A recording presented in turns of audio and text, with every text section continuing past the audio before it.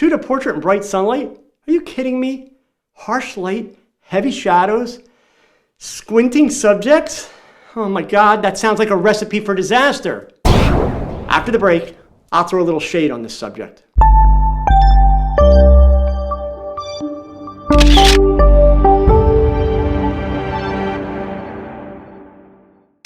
Hi, I'm Joe Edelman, and in this episode, we're going to break some rules and talk about how to shoot awesome portraits outside in bright sunlight in the middle of the day without using reflectors or a flash to fill in the harsh shadows. We've all had that experience where you go outside to photograph a model or shoot a portrait only to realize that the lighting sucks because it's the middle of the day and the sun is high in the sky. I rarely shoot with lighting equipment or reflectors outside. It's just a pain in the butt unless I have an assistant along to help with this stuff. Not to mention that it eats up time to set up and test the lighting. If you have the extra time, go for it. Generally, I have a limited amount of time to get my shot. So my approach is to kiss it. That's right, keep it simple, stupid. The easiest solution is open shade. Yes, place your subject in the shade. Even in the middle of the day, you can find shade almost anywhere. Good shade creates soft, even, flattering light that is awesome for portraits and modeling shots. I want to walk you through some examples of shots where I've used this technique and fill you in on some of the hows and whys that you should keep in mind before you run out to shoot at high noon. A quick disclaimer, there is no perfect for everything lighting scenario, period.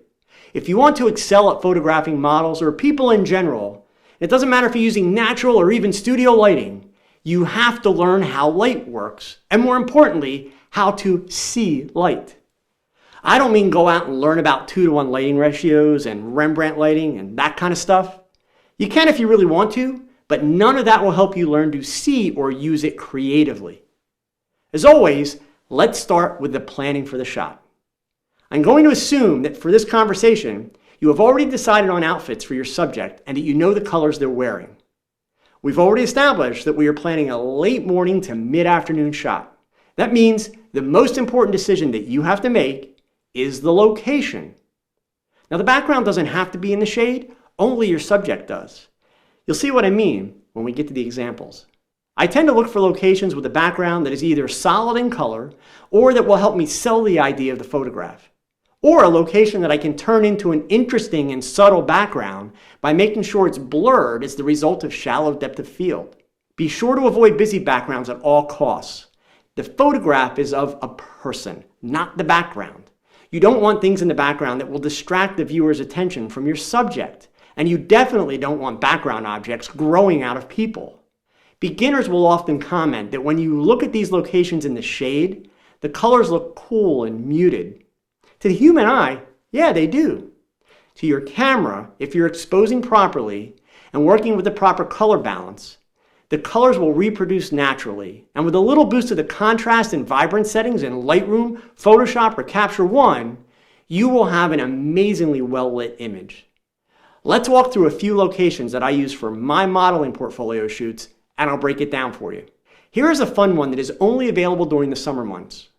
You can see in this shot that the sun is high in the sky and there is nothing that looks interesting here, especially in terms of portrait lighting. But if we move into the shade, we learn that this barn is covered with beautiful green ivy. Now, I need to make a very important point here. This is not a scenario where you should be using auto exposure on your camera. Here is what your camera's light meter sees. Here is how you actually need to expose the shot. Even if you shoot directly into the ivy, your subject is lighter than the background and can easily fool most cameras set on auto exposure into overexposing the subject. So with my model leaning against the wall, I can encourage her to be playful, and I don't have to worry about having bad light as she turns to her left or right. The sunlight that illuminates everything in front of her creates a soft, even, and flattering light with wonderful catchlights in her eyes. Here's another example with my model leaning against the wall of a water treatment plant that's painted green. One of my favorite shade spots to shoot in is a small park near my studio that has just a few acres of dense trees that in the summertime provide a wonderful canopy that creates lots of shade.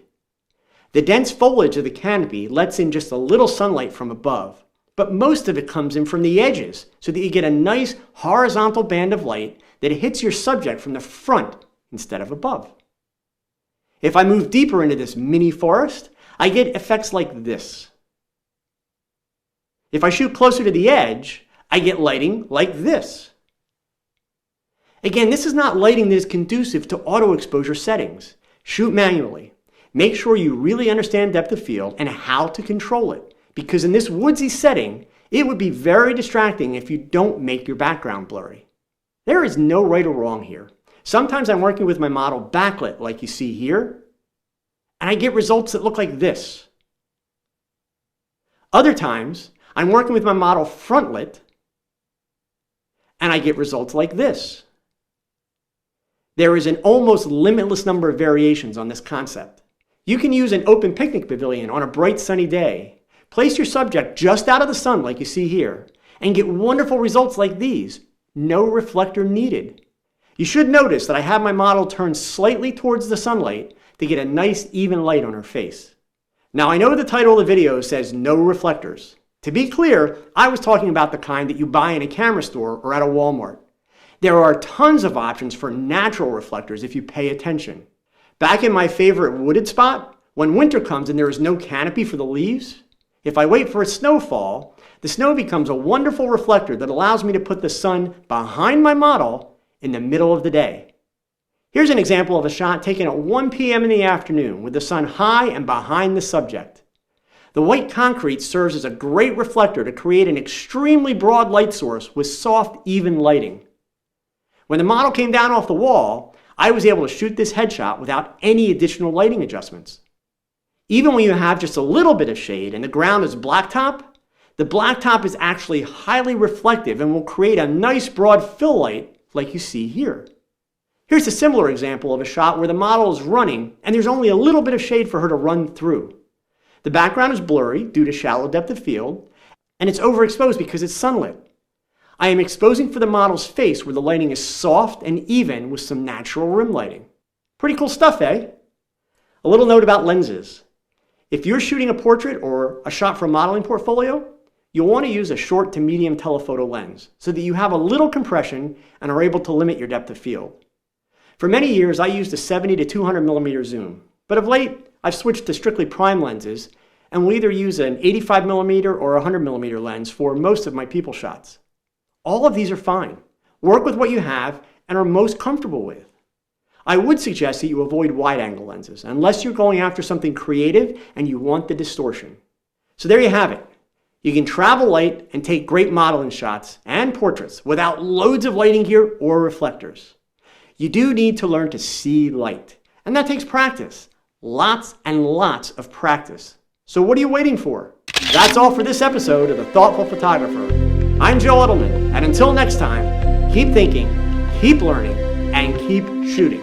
If you like what I'm doing, please give the video a thumbs up, and take a second to subscribe to my channel so that you don't miss a single episode.